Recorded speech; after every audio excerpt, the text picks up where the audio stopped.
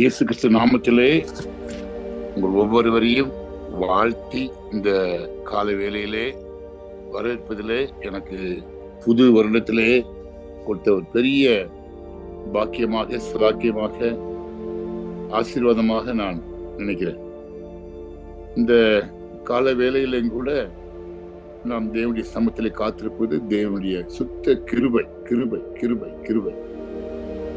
எத்தனையோ பேர் போன வருஷத்துல இருந்தவங்க இந்த வருஷத்துக்குள்ள உள்ள இல்ல. எங்க தெருவில் நேரத்துக்குள்ள ஒருத்தர் இறந்து போயிட்டாரு. காலையிலேயே நான் ஜோமன பேர் சர்ச்சுக்கு ஜெபித்துட்டு வரும்போது அந்த வீட்டுக்கு போய் ஆறுதல் சொல்லிட்டு வந்தேன்.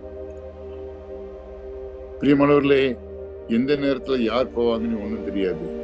இருந்தாலும் நமக்கு ஜீவன் இருக்கிறதே தேவன் கொடுத்த பெரிய ஒரு ஆசீர்வாதம். இதை நம்ம மனசுல வச்சுக்கிடுவோம்.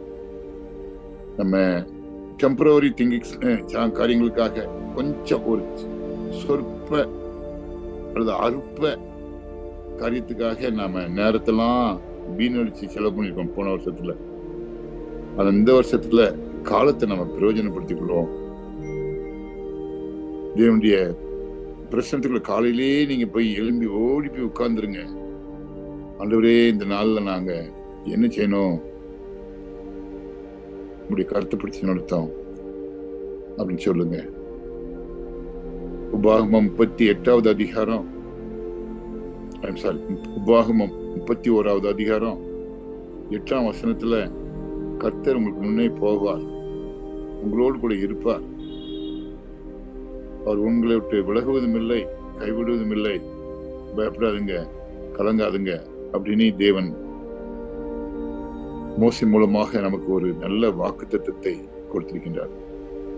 இந்த வாக்குத்தத்தம் இந்த வருஷத்துல நம்ம பற்றி கொள்வோம். பிரியமானவர்களே, ஒரே ஒரு வாழ்க்கை, அந்த வாழ்க்கை கர்த்தருக்கு உகந்த வாழ்க்கையாக இருக்க நம்ம ஆசைப்படுவோம்.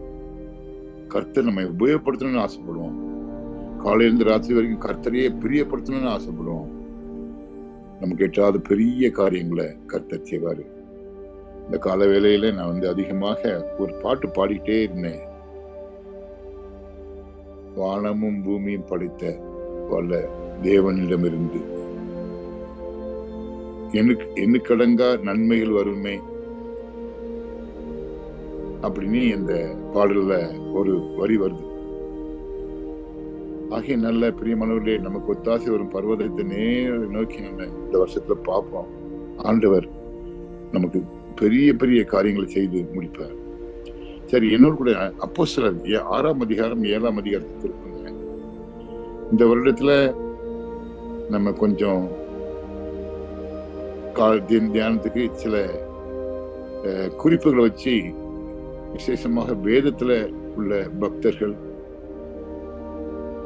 தேவனுக்காக வாழ்ந்த இந்த உலகத்திலே வாழ்ந்த பக்தர்களுடைய வாழ்க்கையை நம்ம அதிகமாக தியானம் பண்ண போறோம். பிராக்டிக்கல் லைஃப், ட்ரூ ஸ்டோரிஸ், உண்மையாகவே எப்படி வாழ்ந்தாங்க. நம்மளுக்கும் ஆண்டவர் அந்த கெப்பாசிட்டி கொடுத்துக்கிறாரு. இதுல என்னோட கூட நீங்க கூட்டியிருக்க நிறைய பேர் ஊழியக்காரங்க இருக்கிறீங்க. அதனால அதுக்காக நான் கர்த்தருக்கு நன்றி சொல்றேன். ஊழியக்காரங்க நம்ம எப்படி இருக்கணும், அவங்க வாழ்க்கை எப்படி இருந்துச்சுங்கிறத பற்றி நம்ம தியானிக்க இருக்கிறோம். நான் அப்போஸ்தலர் 6ஆம் அதிகாரத்துல ஒரு வசனம் படிக்கிறேன். 4ஆம் வசனம். நாங்களோ ஜெபம் பண்ணுவதிலும் தேவ வசனத்தை போதிக்கிற ஊழியத்திலும் இடைவிடாமல் தரித்திருப்போம் என்றார்கள். வேத வசனத்தை போதிப்போம், ஜெபம் பண்ணுவோம். இந்த ஸ்டேட்மெண்ட் 12 சீசர்களுடைய ஸ்டேட்மெண்ட். இயேசு கிறிஸ்துவை யூதாஸ் காரியத்தை காட்டி கொடுக்கிறான். அவனுடைய சீசத்துவம் போயிருது. அவனுக்கு பல மத்தியா செலக்ட் பண்ணிடுறாங்க. 12 சீசர்கள் வந்துடுறாங்க. இந்த 12 சீசர்களும் கூடியிருக்கும் பொழுது அவங்க மினிஸ்ட்ரி பண்றாங்க, சோசியல் ஒர்க் பண்றாங்க, நிறைய விதவைகளுக்கு ஹெல்ப் பண்றாங்க, விசுவாசிகளுக்கு ஹெல்ப் பண்றாங்க, ஓடி ஓடி பண்றாங்க. டைம் எல்லாம் சோசியல் ஒர்க்கிலே ஈடுபட்டுறாங்க. ஜோமனுக்கு நேரம் இல்லை, பைபிள் வாசிக்க நேரம் இல்லை, டீச் பண்ண நேரம் இல்லை. அப்பந்தான் என்ன பண்ணணும், அப்படின்னு பண்ணும்போது அங்கு அவர்களுக்குள்ள ஒரு முடிவு வந்து, நம்ம ஜெபம் பண்ணுவோம், உபதேசம் பண்ணுவோம், இந்த சோசியல் ஒர்க்குக்காக நம்ம வந்து ஒரு சிலரை செலக்ட் பண்ணுவோன்னு ஒரு 7 பேரை செலக்ட் பண்றாங்க. அதுல ஸ்தேவான்கிறவர் ஒருத்தர் முக்கியம். இந்த வசனங்கள் நீ பின்னாடி படிச்சீங்கன்னா அதுல 7 பேர் பேர் போட்டு, அப்போ ஸ்தேவான் வந்து போட்ட உடனே அவனுடைய கேரக்டர் என்னன்னா 8ஆம் வசனம் பாருங்க. ஸ்தேவான் விசுவாசத்திலும்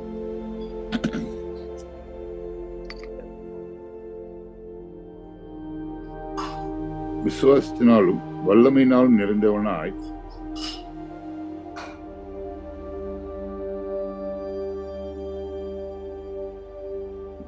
நான் கண்ணாடி கொண்டு வர மறந்துட்டேன், சாரி. இருந்தாலும் யாரா படிக்கிறீங்களா? ஸ்தேவான் விசுவாசத்தினாலும் வல்லமையினாலும் நிறைந்தவனாய் ஜனங்களுக்குள்ளே பெரிய அற்புதங்களையும் அடையாளங்களையும் செய்தான். பாருங்க, ஒரு அருமையான சாட்சி, ஸ்தேவானை பற்றிய சாட்சி லூக்கா எழுதுகிறார்.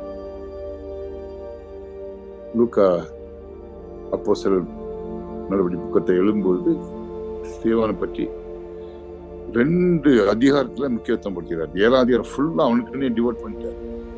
சாதாரண மனிதன் ஸ்டீஃபன், சாதாரண மனிதனுக்கு இவ்வளவு பெரிய அதிகாரமா, ஒரு எடுபடி வேலை செய்யறவன், அவன் சீசன் இல்லை, சீசர்களுக்கு ஹெல்ப் பண்றவங்க. சீசர்கள் சொல்லுவாங்க, நீ அங்க போடா, இங்க போடா, இங்க செய் ஹெல்பர். அவன் விசுவாசத்திலையும் ஆவியினாலையும் அவன் வல்லமையாக செயல்பட்டான். ஆவியானவர் கூட இருந்தாருன்னு பைபிள். அதனாலதான் நீங்க 7ஆம் சாப்டர் முதல்ல இருந்து கடைசி வரைக்கும் பாத்தீங்கன்னா ஒரு அருமையான பிரசங்கம், பியூட்டிஃபுல் மெசேஜ். அவனுக்கு கொடுத்தது அந்த ஊழியம் இல்லை, இருந்தாலும் அவன் மெசேஜ் கொடுக்கலாம். சீசர் செய்ய வேண்டிய ஊழியத்தை இவன் செஞ்சுட்டான்.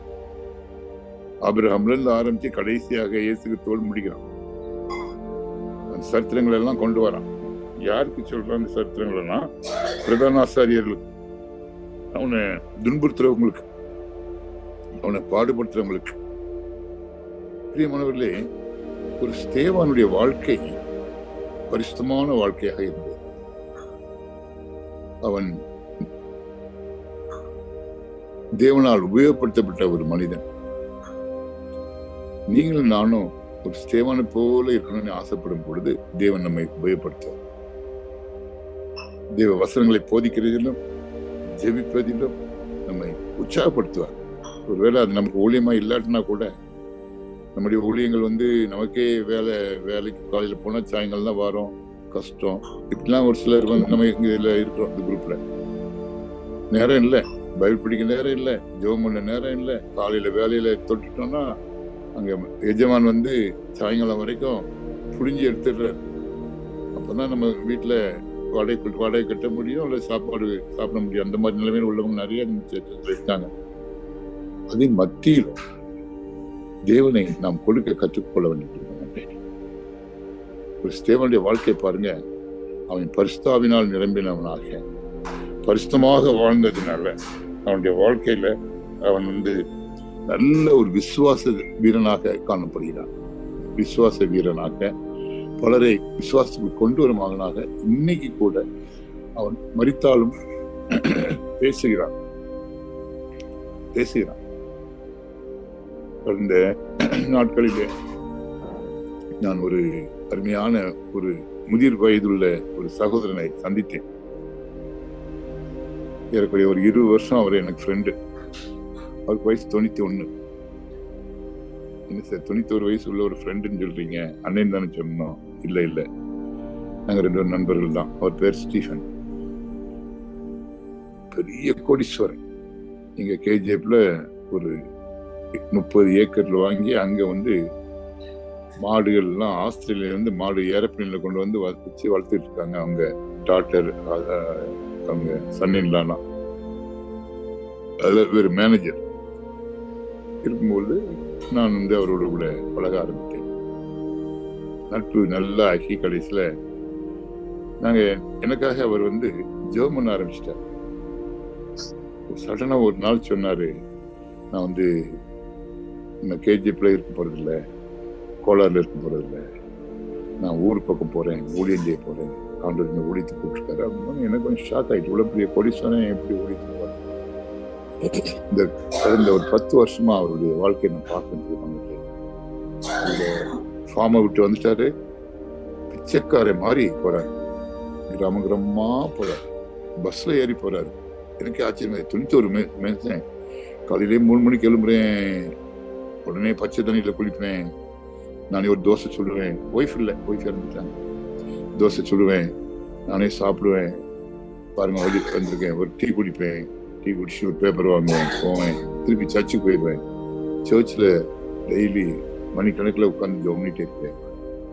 உண்மையா அவர் முகம் பிரகாசிக்கிறத நான் பார்க்கணும், எனக்கு ரொம்ப சந்தோஷமா இருக்கும். என்னுடைய போன்ல செயின்ட் ஸ்டீஃபன் அப்படின்னு நான் எழுதி வச்சிருக்கேன். தவிர இன்னைக்கு உலகத்துல இருக்காங்க. இந்த ஸ்தேவானுடைய வாழ்க்கையில அவர் முழுவதுமாக தேவனுக்கு தனியார் 100% அப்சல்யூட் ஒபீடியன்ஸ். அதனாலதான் கர்த்தர் அவரை உபயோகப்படுத்துறாரு. ஸ்தேவானுடைய வாழ்க்கையில பெரிய காரியம் கர்த்தர் செஞ்சது என்னன்னா, அவங்க பவுல் வருவதற்கு இவர் காரணமாக இருந்தார். பவுல் ஊழியத்துக்கு வருவதற்கு ஸ்தேவன் தான் காரணம். அவருடைய இந்த பிரசங்கம் முடிஞ்ச பிறகு மக்கள் எல்லாம் கோவப்பட்டு ஒரு கூட்டத்தார் அவரை கல்லெறிஞ்சு கொண்டுறாங்க. கொள்ளும்போது அதுக்கு ஒரு காரணம், சவுலும் ஒரு காரணம். அதுல நிக்கிறார், அவருடைய ட்ரெஸ் அந்த பக்கத்துல இருக்குது, பாதுகாக்கிறார். சவுல் பவுலாக மாறுவதற்கு முன்பாக 14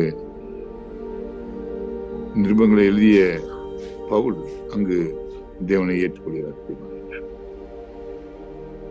நம்முடைய வாழ்க்கையிலே கூட நாம் ஒரு ஸ்தேவானை போல விசுவாசம் உள்ளவனாக, பரிசுத்த ஆவினால் நிரப்பப்பட்டவனாக, உபதேசிப்பவனாக, ஜெயிப்பவனாக, எல்லாத்துக்கும் மேல பாத்தீங்கன்னா இந்த 7ஆம் அதிகாரத்துல கடைசி வசனம் பாருங்க, என்ன அழகான வசனம் பாருங்க.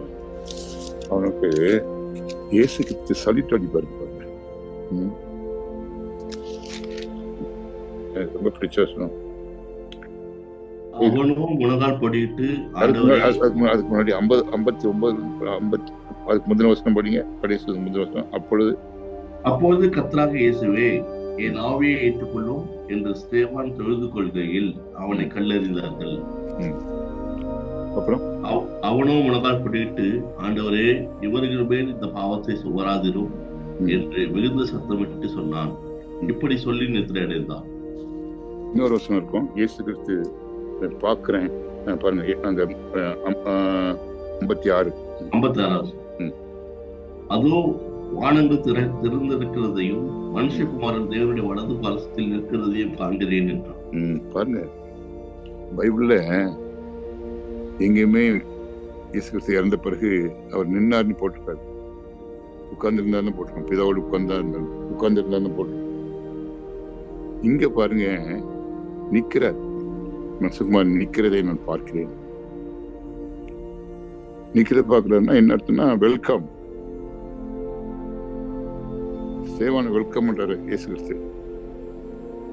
சந்தோஷம் உயிரை கொடுக்கலாம். எதிரிகளுக்கெல்லாம் ஆச்சரியம், என்னடா இவன் நம்ம கல்லறிறோம், நமக்காக மன்னிப்பு கேட்கிறான், மன்னியும் சொல்றான், சந்தோஷமா இருக்கிறான். என்ன சீக்ரெட்? ஒரே சீக்ரெட், அவன் விசுவாசித்து வல்லவனாயிருந்தான், ஒரு சாவினியால் நிரப்பப்பட்டவனாயிருந்தான். அவனுடைய பாரம் எல்லாம் ஆத்ம பாரம். ஆத்மாக்கள் ரட்சிக்கப்படணும், மன்னிக்கப்படணும், யாரும் நரகத்து போகக்கூடாது. இந்த வருடத்திலே, புது வருடத்திலே நமக்கு தேவன் கொடுக்கும் நல்ல செய்தி என்னன்னா, ஆண்டவரே ஒரு ஸ்தேவானை போல என்னை நீர் உருவாக்கி இருக்கிறேன், அழைத்திருக்கிறேன், ஊழியத்தை கையில் கொடுத்திருக்கிறேன், குடும்பத்தை கொடுத்திருக்கிறேன், வேலையை கொடுத்திருக்கிறேன். ஆண்டவரே என்னுடைய முடிவுகள் எப்படி இருந்தாலும் பரவாயில்ல, நான் உண்மை நேசிக்கணும், தண்ணி கொடுக்கணும், ஆத்தம் பாரத்தோடு அலையணும் அப்படின்னு நம்ம ஆசைப்படுவோம்.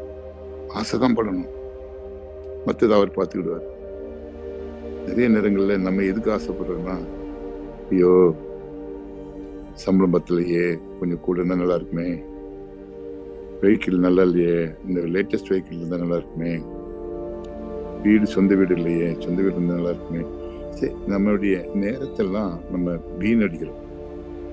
மாறாக ஒரு தேவை, எப்படியாவது இவங்களை ரட்சிக்கப்படணும். இந்த கூட்ட ஜனங்கள், பிரதான ஆசாரியர், இந்த மக்கள்லாம் கேட்கறாங்க தேவனுடைய செய்தியை, ரட்சிக்கப்படணும். சின்ன ஆசை, அந்த பெரிய ஆசீர்வாதம். எங்க போனாலும் நம்ம இருதயத்துக்குள்ள இருக்கிறதெல்லாம் எப்படி நான் இயேசுவேன் இந்த கூட்டத்துக்கு நான் சொல்லுவேன். ஒருவேளை சஃபர் பண்ண கூட பரவாயில்ல, அதிகபட்சம் அவங்க ஜீவனை தான் எடுக்க முடியும் அப்படின்னு ஒரு மனிதன் தன்னுடைய வாழ்க்கையை ஒப்பு கொடுக்கும்போது இயேசு கிறிஸ்து அவனை வெல்கம் பண்ணுகிறார், வரவேற்கிறார், எளிமை நின்று வரவேற்கிறார். எபிரேயர் 12ஆம் அதிகாரத்திலே முதல் 2 வசனங்கள் அதிகமாக இந்த காலங்களிலே நான் தியானித்துக் கொண்டிருக்கின்றேன். எபிரேயர் 12:1-2 வசனங்களை பார்க்கும்போது அந்த வசனத்துல ஒரு காரியத்தை நான் அடிக்கடி பார்க்கிறேன். இயேசு கிறிஸ்துவையே நோக்கி ஓடுங்கள் அப்படின்னு நீ போட்டிருக்கோம். அதுல ஒரு வசனம் என்னன்னா, அவர் 2ஆம் வசனம், அவர் தமக்கு முன்பாக வைத்திருந்த சந்தோஷத்தின் பொருட்டு அவமானத்தை நினைக்காமல் இதை போடிடணும். அவமானத்தை நினைக்காமல் சிலுவையை சகித்து தேவனுடைய சிங்காசனத்தின் வலது பக்கத்தில் வீற்றிருக்கிறார். என்ன அருமையான அவமானத்தை! அவமானம் ஒரு சின்ன சொல்லு நம்ம பிள்ளைங்க சொல்லிட்டாங்கன்னா நமக்கு பாய்சன் ஏறின மாதிரி ஏறுது, தலைக்கு ஏறுது. பக்கத்து வீட்டுக்காரங்க கொஞ்சம் அப்படி முறைச்சு பார்த்தாங்கன்னா கையை அடிச்சிடலாமா அவங்களன்னு கை அப்படி உடம்பெல்லாம் புல்லரிக்குது.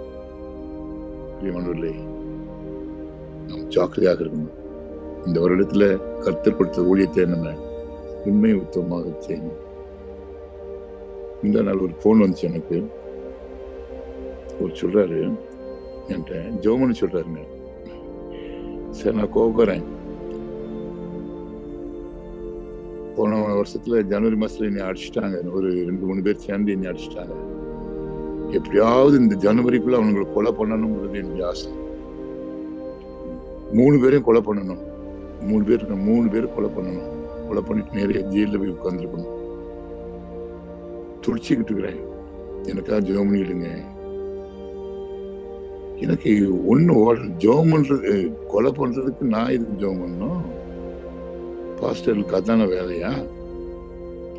அப்போ அவர்கிட்ட நான் ஒண்ணு சொன்னேன், இது நான் போன்ல எல்லாம் உங்ககிட்ட நேரில் பேச முடியாது, பேச முடியாது, நேரில் பேசணும். நான் வரும் வரைக்கும் நீங்க கொஞ்சம் வெயிட் பண்ணுங்க, நான் உங்கள்கிட்ட நேரில் பேசுறேன் அப்படி சொல்லிட்டு போனை வச்சுட்டேன். அதுக்கு மேல பேசல.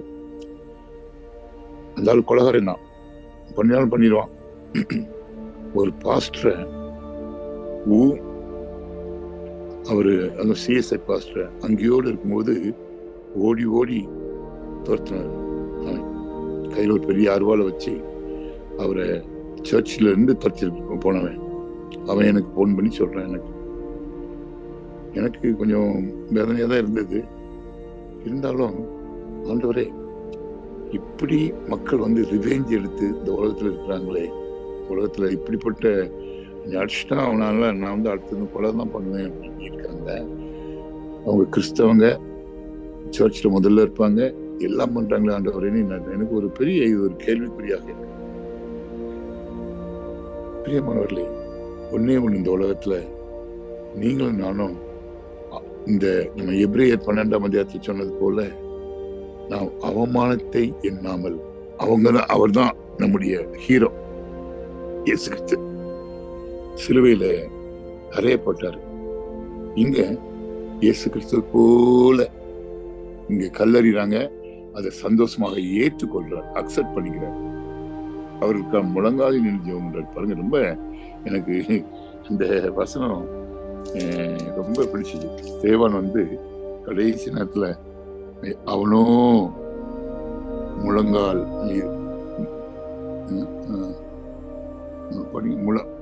முழங்கால் படியிட்டு அதை படிட்டு விடுங்க. முழங்கால் படியிட்டு ஏன் முழங்கால் நிக்கிறீங்கன்னு நிறைய பேர் இன்னைக்கு கேள்வி பண்றாங்க. இருக்கும் சிலர் அவங்களால நிக்க முடியல, பிராக்டிஸ் இல்லை, பரவாயில்லை, அதுக்காக நம்ம அவங்க நிக்க முடியல நம்ம அதுக்காக நம்ம கிரிட்டிசைஸ் பண்றது, அவங்களுக்கு கண்டிப்பா பண்ணிடலன்னு நம்ம யாரையும் ஃபோர்ஸ் பண்றது. இங்க சேவனுடைய வாழ்க்கையை பாருங்க. அவன் முழங்கால் படியிட்டு,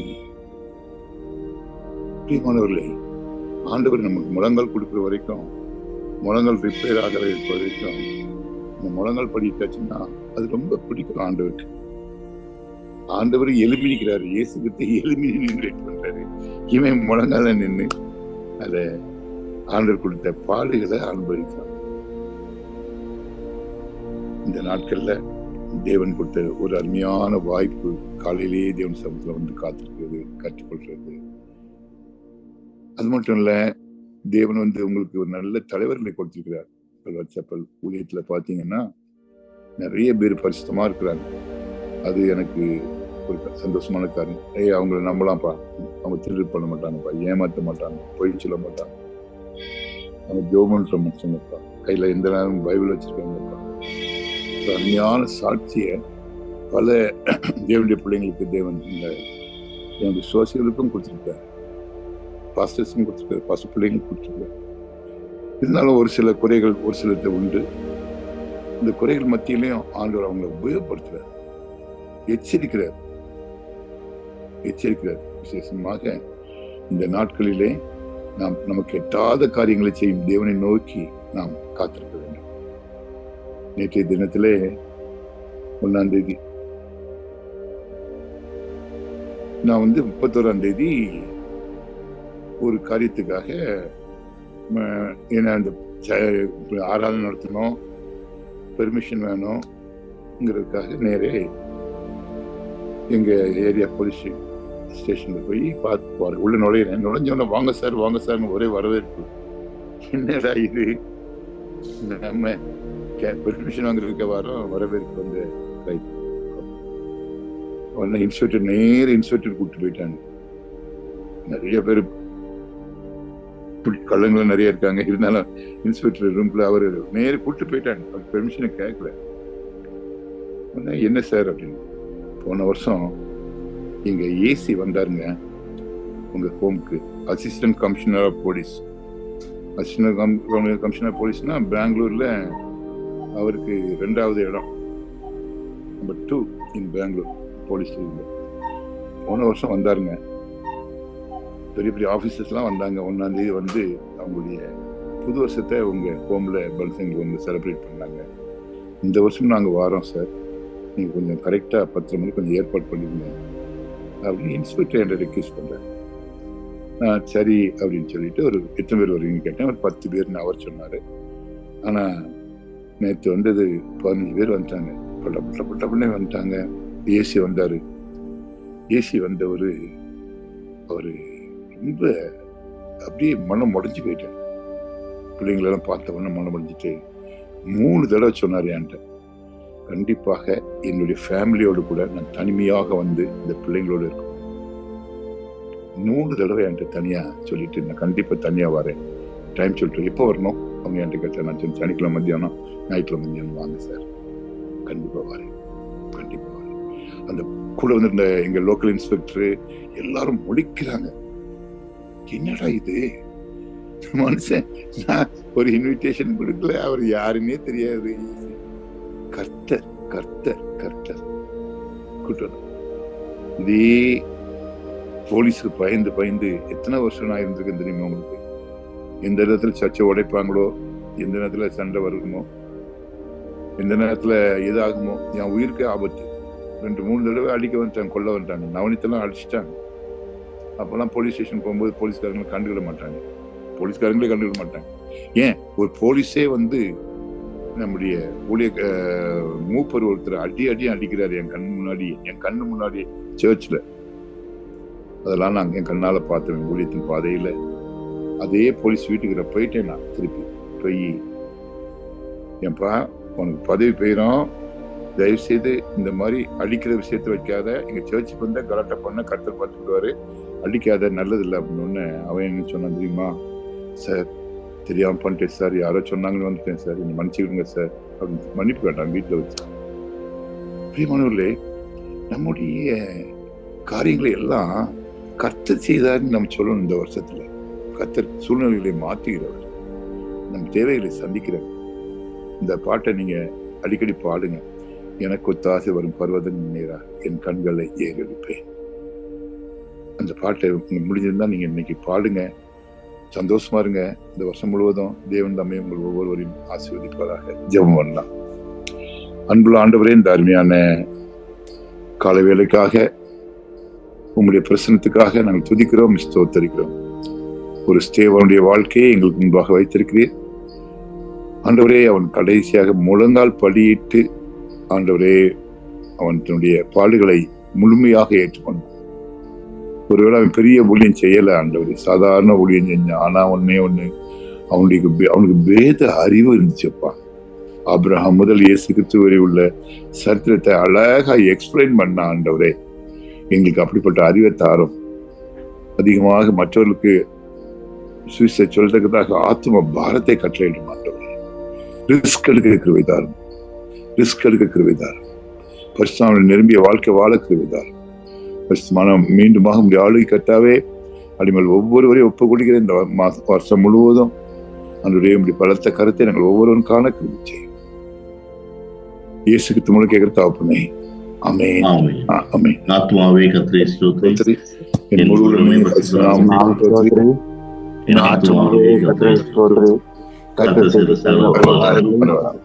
ஆமென்.